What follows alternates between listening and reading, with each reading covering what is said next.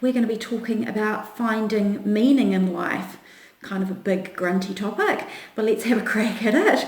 So there's a couple of things I want to share with you about finding meaning in life.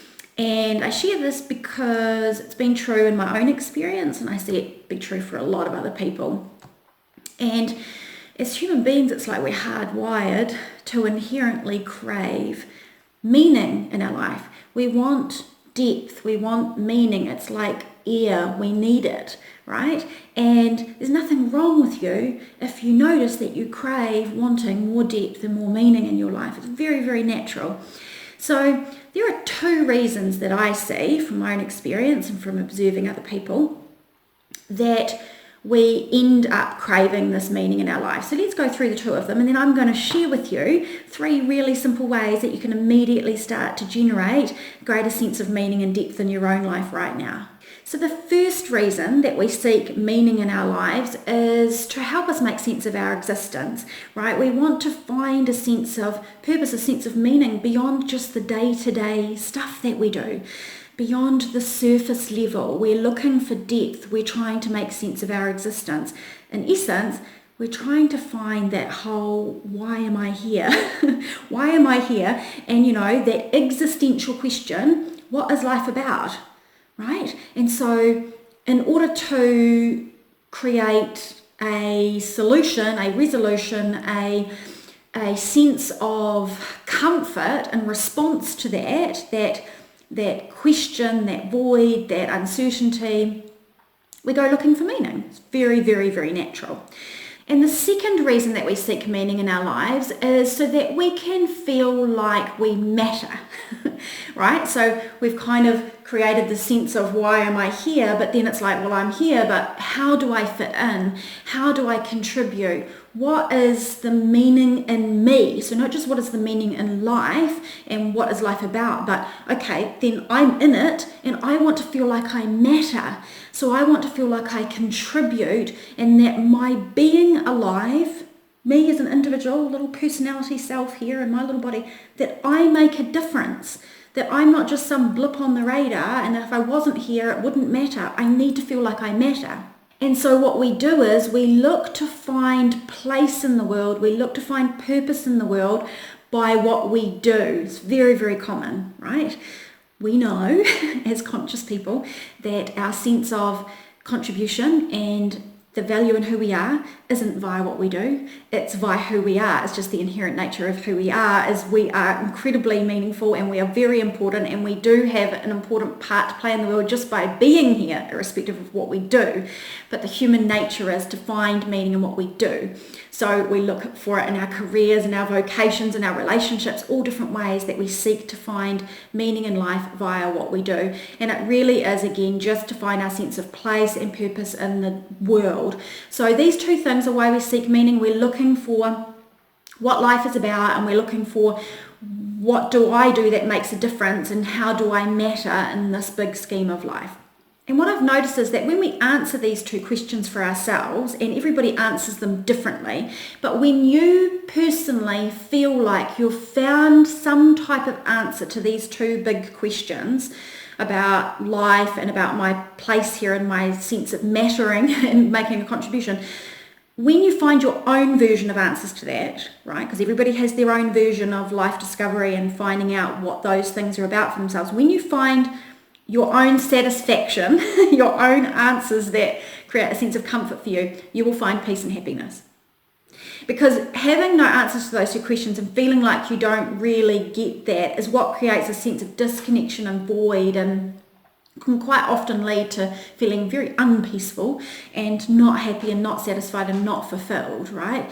And we go looking for it outside of ourselves, but when we can find it within ourselves and make peace with these questions, then we start to have a bit more ease and flow in our lives, right? So I want to give you now 3 ways that are applicable for anyone, anytime, that you can use pretty much immediately to use as responses to those questions. If you're feeling uneasy, if you're feeling like you don't have meaning in your life and you don't have depth, you can use these 3 things to help you out, okay? So let's go through each one of them one by one. Okay, so the first one is you want to see every situation in your life as an assignment. Okay, you can call it a spiritual assignment, you can call it a life assignment, call it what you will, but you're going to see every situation in your life as an assignment, because everything that's happening in your life is either there for your learning and your growth or for you to contribute. And when you look at life and you look at little situations or big situations in your life, things that are temporary and fleeting or things that seem to last a longer period of time, a phase of your life, and you say, this is for my learning and growth, or this is for my contribution, or this is for both, it starts to look completely different to you. Life starts to look very meaningful to you.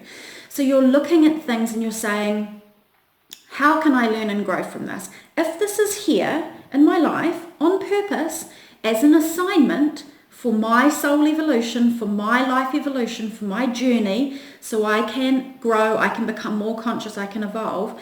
If it's here for that reason, let me look at it with that kind of sight.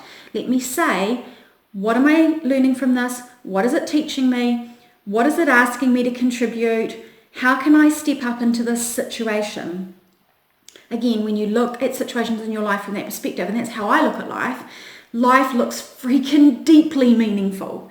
It looks very, very, very powerful. It brings a depth to your life. I get up every day and I'm like, I'm so excited to see what life's going to serve up for me. It's going to bring me assignments. It's going to be for my growth. Maybe I'm going to be contributing to people. I don't know what's going to happen. It's exciting. So you look at life instead of saying, oh, life's random. Whatever, life is random. There's no meaning here. No, you look at life and you say life is an evolving and an unfolding journey. I'm on a magic carpet ride, right? And I'm going to look at life like every day is an assignment and many assignments in every day. And it's going to be for me to grow, it's going to be for me to contribute, and I'm going to choose to look at every situation that way. And the second way that you can bring more meaning and depth to your life instantly is to look at every single person in a very specific way. You look at every person like they are a messenger, like they are a teacher, like they are a story waiting to be read, and that life has brought them to you. Whether they are a stranger walking past you on the street, whether they're someone you're having an interaction with at work or in a shop, or whether they're in your relationships, like a long-term relationship, socially, professionally, intimate, whatever it is, every single person, someone you're having a challenge with, someone you're having an argument with, someone you're helping out, doesn't matter. Whether it's season, reason, lifetime, fleeting, permanent, doesn't matter. Every single person is a messenger, a teacher, or a story waiting to be read. You want to look at people and say, life has brought this person to me. Let me be acutely aware of this person. Let me look at this person and seek to see what I could learn from them. What's interesting about them? What don't I know about them? They're not just the surface level body and words coming out of their mouth. They are a person of depth, whether you like them or not, right? So you look at them like a messenger from life. What could they teach me? What could I share with them, right? What is going on here beyond the surface level? When you start to look at people like this, your life is going to look very deeply meaningful, believe me, right? And it will add depth to each moment. You know, I like to look at people when I'm speaking to them, whether I know them really well or not, and look in their eyes and actually know that the universe is looking back at me.